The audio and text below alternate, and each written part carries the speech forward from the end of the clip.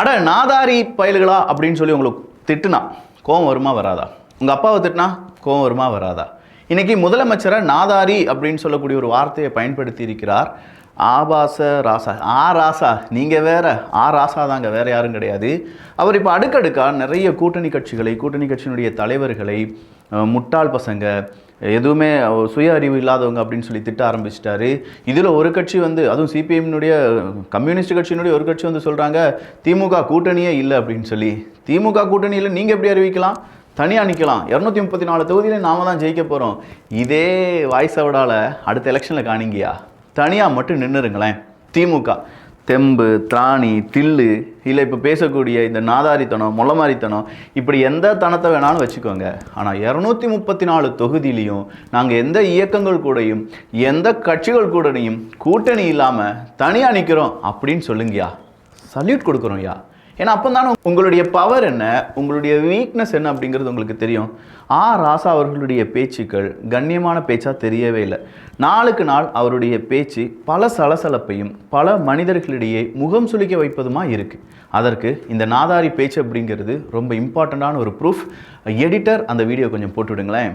அண்ணாவும் ராஜாஜியும் இருந்து சட்டமன்றத்தில் நாதாரி தலைவர்கள் எல்லாம் இன்றைக்கு முதலமைச்சராக ஏயா கல்யாணத்துக்கு வந்தோமா, மொய் எழுதணுமா, சாப்பிட்டோமா அப்படின்னு போகிறத விட்டுட்டு நீங்கள் பாட்டுக்கு இந்த ஒப்பாரி வச்சுக்கிட்டே இருக்கீங்களேன்னு சொல்லி ஏகப்பட்ட பேர் அவங்களுடைய கருத்துக்களை பதிவு பண்ணியிருக்காங்க.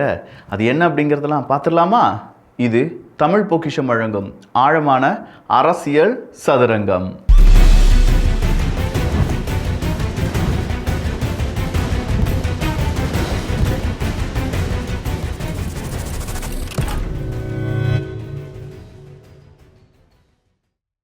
நாதாரி தலைவர்கள் எல்லாம் இன்று முதலமைச்சராக உட்காரும் பொழுது அப்படின்னு சொல்லி இன்றைய முதலமைச்சரான விஜய் அவர்களை ரொம்ப கேவலமாக பேசியிருக்காரு இந்த ராசா அவர்கள். ராசா அவர்கள் ஒரு புறம் கேவலமாக பேச, இன்னொரு புறம் RS பாரதி அவர்களையும் களமிறக்கி விடுவாங்க. இவங்க 2 பேரும் தான் இந்த திமுகவை பொறுத்த வரைக்கும் மிகப்பெரிய அளவில் ஒரு 3ஆம் கட்ட வீரர்கள். இவங்க தான் ஃபஸ்ட்டு ஒரு பெரிய சுவரை உடைப்பதற்கான முதல் கல்லெறிவார்கள். அது கொஞ்சம் கொஞ்சமாக எப்படி ரியாக்ட் பண்ணுறாங்க அப்படிங்கிறதெல்லாம் பார்த்த பிறகு அடுத்த தலைவர்கள் வருவாங்க. அடுத்த தலைவர்கள் கொஞ்சம் பேசுவாங்க. அதுவும் நல்லா ரியாக்ட் ஆயிடுச்சு அப்படின்னா முதல் கட்ட தலைவர்கள் வருவாங்க. இது ஒரு லேயர் மாதிரி. இது அண்ணாமலை அவர்கள் கூட சொல்லியிருந்தாங்களே, ஒரு வெங்காய லேயர் அப்படின்னு சொல்லி. அதே மாதிரி வெங்காய லேயரில் ஒரு மிக முக்கியமான வெங்காயம் தான் இந்த ராசா அப்படிங்கிறவர். அந்த லேயர், அவர் வெங்காயம் இல்லை, அவர் அந்த லேயரில் இருக்குது. அண்ணாமலை அவர்களுடைய கணக்குப்படி அவர் ஒரு லேயர். ஸோ அந்த லேயரில் இருக்கக்கூடிய ராசா அவர்கள் என்ன சொல்கிறாரு, நாதாரியெல்லாம் இன்றைக்கி முதலமைச்சர் ஆகிட்டாங்க, இந்த ஒரு தலைவனை ஒரு தேர்தலை வச்சு நீங்கள் எடை போடலாமா? யாரை? முக ஸ்டாலின் அவர்களை. ஆமாம் சார், இந்த ஒரு தேர்தலாம் எடை போட முடியும். போன தேர்தல் தான் உண்மையிலேயே முக ஸ்டாலின் அவர்கள் தனியாக சந்தித்த தேர்தல். அதுக்கு முன்னாடி அவர் தனியாக தேர்தலை சந்திக்கலை. அவங்க அப்பா இருந்தார், அதாவது உதயநிதியினுடைய தாத்தா இருந்தார்.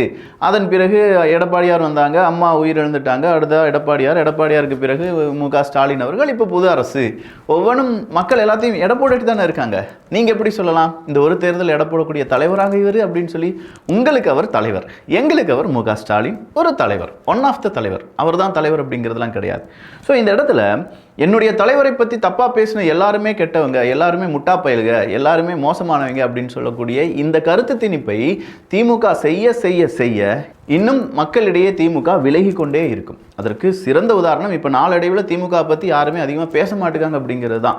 திமுக கூட்டணி இல்லாமல் நம்ம தனியாக போய் நின்றுடலாம் ராசா அப்படின்னு சொல்லி உங்கள் ராசா ராசாட்ட சொல்கிறார். அதாவது முக ஸ்டாலின் அவர்கள் அவங்க ராஜா, அந்த ராஜா கிட்ட ராசா போய் சொல்கிறார், மன்னர் ஆட்சி தானே சொல்லிட்டு இருந்தாங்க, அதனால் இப்படியே சொல்லலாமே மன்னா, எல்லாருமே நம்மளை கூட்டணி ஆட்சி அப்படின்னு சொல்லி கலாய்க்கிறாங்க, எவனும் நம்ம கூட்டணிக்கு வர மாட்டேங்காங்க. இப்போ யாரோ பொதுக்குழு நடத்த போகிறாங்களாம், அந்த பொதுக்குழுவில் நம்ம திமுக கூட்டணியில் தான் இருக்குமா இல்லையா அப்படின்னு சொல்லி. எனக்கு என்னமோ அந்த பொதுக்குழு கூட்டத்தை மதிமுகவுக்கு சொல்லியிருப்பாங்க. மதிமுகவை தான் டார்கெட் பண்ணியிருக்காங்க. அப்போ மதிமுகவை டார்கெட் பண்ணிட்டாங்க, விசிகாவை கேவலமாக திட்டுறாங்க, மூளையற்றவர்கள், அவங்க ஒரு விளங்காதவங்க அப்படின்னு சொல்லி பலவிதமான வார்த்தைகளை போட்டு திட்டுறாரு, நாதாரிங்கிறாரு. இப்போ அடுத்தபடியாக என்ன சொல்ல போகிறார் அப்படிங்கிறதுலாம் தெரியல. நாளுக்கு நாள் அவருடைய பேச்சுகள் அப்படிங்கிறது ரொம்ப பெரிய அளவில் ஒரு சிவாஜி கிருஷ்ணமூர்த்தி மாதிரி இருக்குன்னு வச்சுக்கோங்களேன். திமுகவினுடைய முன்னாள் அமைச்சர் வேலு அவர்களுக்கு திடீர்னு பார்த்தா என்னன்னு தெரியல, லஞ்ச ஒழிப்பு துறையிலேருந்து ஆட்கள் உள்ள டிவிஎஸ்சியில் சார் ஏதோ ரோடு கட்டாததுக்கெலாம் ரோடு கட்டுன்னு சொல்லி போட்டிருக்கீங்களாமே, அது உங்களுக்கு தெரியும்.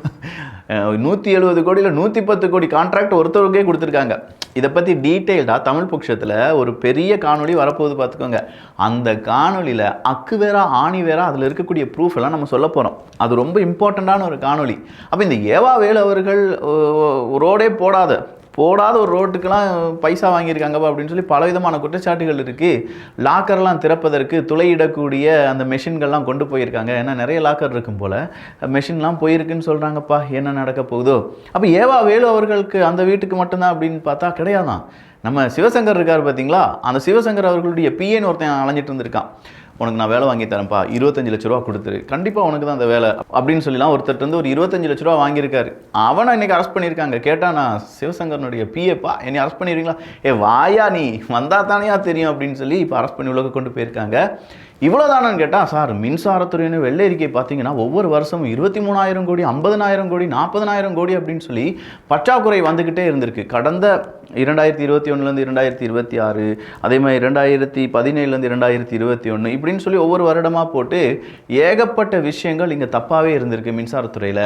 இந்த தவறுகள்லாம் நம்ம திருத்த வேண்டும் என்றால் கண்டிப்பாக இன்னும் நிறைய விஷயங்கள் நம்ம ஹோம்ஒர்க் பண்ண வேண்டியதாக இருக்குது, நிறைய மாற்ற வேண்டியதாக இருக்கிறது அப்படின்னு சொல்லி நிர்மல்குமார் அவர்கள் சொல்ல, அதெல்லாம் கிடையாது, மின்சாரத்துறையை காப்பாற்றியவர் எங்கள் அண்ணன் மு.க. ஸ்டாலின் அவர்கள் அப்படின்னு சொல்லி இந்த பக்கமாக செந்தில் பாலாஜி அண்ணன் ஒரு இன்டர்வியூ கொடுக்க ஒட்டுமொத்தமாக அதுக்கும் பழைய மின்சாரத்துறையின் அமைச்சர், இப்போதைய மின்சாரத்துறை அமைச்சர் நிர்மல்குமார் அவர்கள் அப்படின்னு சொல்லி ஒரு பெரிய டிபேட்டே ஓடிட்டுருக்கு. இந்த வெள்ளை அறிக்கை பல நபர்களுக்கு சும்மா சுருன்னு ஏறி இருக்கும். ஏன்னா ஏகப்பட்ட லஞ்சம், ஊழல், விலை தரம் குறைவான பொருட்கள் எல்லாம் வாங்கியிருக்காங்க. இது எல்லாமே வெளி உலகத்துக்கு வெட்ட வெளிச்சமாக வரப்போகுது அப்படின்னு சொன்ன அந்த பதட்டம் இல்லாமல் இருக்குமா எப்படி? அதே மாதிரி பணி நியந்திரம் அப்படிங்கிறது நிரந்தரம் பண்ணுறது கூட விட்டுருங்க. பணி நியமனம்னு ஒன்று இருக்குல்ல. இப்போ 1,70,000 பேர் தேவைப்படக்கூடிய இடத்துல வெறும் 70,000 பேர் வேலை செஞ்சுட்டு இருக்காங்க அப்படின்னு சொல்லும்போது, கடந்த 5 வருடங்களை இவங்க யாருக்கு பணி நியமனம் கொடுத்தாங்க? யாருக்காவது பணி வேணும் என்றால் 25 லட்ச ரூபா கமிஷன் கொடுத்தா தான் நாங்கள் எதுவும் செய்யும் பாய். இல்லை சார், நாங்கள் கமிஷன் கொடுக்காம உள்ள அதெல்லாம் நடக்காது, நாங்கள் திமுக வாக்கும் அப்படின்னு சொல்லி அவங்க என்ன செஞ்சுருக்காங்க, கமிஷன் வாங்கி உள்ளே அனுப்பியிருக்காங்க. இப்போ விஜய் அவர்கள் நேற்றைய தினம் நீங்கள் பார்த்தீங்கன்னா முதல்வர் விஜய் அவர்கள் அந்த மின்சாரத்துறைக்காக மட்டுமே இருக்கக்கூடிய நிறைய பேருக்கு பணி நியமனம் ஆணை அப்படிங்கிறதெல்லாம் கொடுத்தாங்க. அதுலேயும் ஒரு கர்ப்பிணி பெண் இருந்தாங்க, அவங்க கூடவே ஸ்டேஜுக்கு கீழே வந்து அவர் கொடுத்தார் அப்படிங்கிற செய்தியெல்லாம் நீங்கள் பார்த்துருப்பீங்க. அதே மாதிரி அவர் வந்து ஃபோட்டோ எடுக்கிறதுக்காக அங்கே வரும்போது யாரும் எந்திரிக்கக்கூடாது அப்படின்னு சொன்னால் வேறு மாதிரி இருந்துச்சு. ஸோ இந்த மாதிரியான நிறைய நிகழ்வுகள் நடந்துட்டு இருக்கும்போது தான் மின்சாரத்துறையினுடைய ஒட்டுமொத்தமான ஊழல் வெளியுலகத்துக்கு வரப்போகிறது. வெளியுலகத்துக்கு வந்தால் மக்கள் இதை பற்றிலாம் கேள்வி கேட்க போகிறாங்க. மக்கள் கேள்வி கேட்டாங்கன்னா திமுகவினுடைய முக்கியமான அமைச்சர்கள் எல்லாம் மாட்டிக்கொள்வார்கள். முக்கியமான அமைச்சர்கள் மாட்டிக்கொண்டார்கள் என்றால் மன்னர் பரம்பரையை சார்ந்த அந்த குடும்பமும் மாட்டிக்கொள்ளும். கோபாலபுரம் என்ன ஆகும் அப்படிங்கிறதெல்லாம் பொறுத்திருந்து பார்க்கலாம். பொறுத்திருந்து. இனி இந்திய அரசு நல்லதியா? ஒன்றிய அரசுன்னு சொன்னது எதுக்கு? யூனியன் கவர்மெண்ட் தானே, அதை நாங்கள் டிரான்ஸ்லேட் பண்ணி ஒன்றிய அரசு அப்படின்னு தான் சொல்லுவோம்னு சொல்லி புதுசாக ஒரு டேர்மெல்லாம் கண்டுபிடிச்சி அதை நம்மளெல்லாம் பேச வச்சு நல்லா குஜிலி மஸ்து செஞ்சாங்க திமுக. இப்போ தாவேகா வந்துட்டாங்க. தாவேகா வந்தோடனே சார் நம்ம வந்து இந்திய அரசாங்கம் அப்படின்னு, ஏன்னா மோதல் போக்கு நமக்கு எதுக்கு? உண்மையிலேயே அது இந்திய அரசாங்கம் தாங்க. இப்போ யுனைடெட் ஸ்டேட்ஸ் ஆஃப் அமெரிக்கா அப்படிங்கிறத யூஎஸ்ஏன்னு சொல்கிறோம். அது ஒன்றிய அமெரிக்கா, அங்கே இருக்கிற எல்லாரும் என்னையா இது கேவலமாக இருக்குன்னு சொல்லுவாங்க. ஒரு நாட்டை கூட உங்களால் என் தாய்நாடு தான், என் மாநிலமும் அந்த நாட்டில் ஒன் ஆஃப் த அங்கம் அப்படின்னு சொல்கிற அளவுக்கு கூட உங்கள் தாய்நாட்டை விரும்பாத ஒரு கூட்டம் இருந்தது என்றால் அது திமுக கூட்டம் தான். தாய்நாடுன்னு சொன்னால் அவனுக்கு சங்கீன் தான் ஞாபகம் வரும். அதே நேரத்தில் தாய்நாட்டை பற்றி ஏதாவது பேசிட்டா, ராக்கெட்டை விண்ணில் ஏவியது அப்படின்னு சொல்லி பேசிட்டா, என்னடா மோடிக்கு ஆதரவாக பேசுகிறேன், இந்தியாவுக்கு ஆதரவாக பேசுகிறேன்டா நன்னாரி பயில்களா அப்படின்னு சொன்னால் கூட அவனுக்கு புரியாது. நிறைய பேர், எல்லா திமுக காரங்களும் கிடையாது, இந்த நாதாரின்னு பேசக்கூடிய இந்த நபர்கள்லாம் இருக்காங்களா, இவங்களுக்குலாம் புரியவே புரியாது. அப்போ இந்தியா வேற தம்பி, இந்தியாவுக்குள்ள இருக்கக்கூடிய அரசியல் வேறு, அந்த அரசியலை செய்யக்கூடிய அரசியல் கட்சிகள் வேறு அப்படின்னு சொல்லி பிரித்து கூட இவங்களெல்லாம் பார்க்க முடியாதுன்னு வச்சுக்கோங்களேன். அப்போ இந்தியான்னு பேசிட்டாலோ, இந்தியாவினுடைய பெருமை பேசிட்டாலோ, இந்தியாவினுடைய வெளியுறவு கொள்கை பேசிட்டாலோ, வாத்தி ஜெய்சங்கர் நீ கண்ணில் லேசர் லைட் விட்டு போட்டவன் தானே அப்படின்னு சொல்லுவாங்க.